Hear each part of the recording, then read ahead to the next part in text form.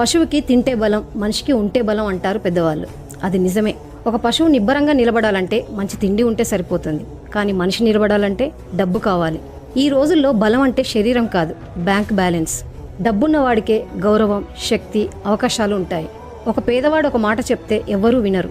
అదే మాట ఒక కోటీశ్వరుడు చెప్తే అవును సార్ అంటారు.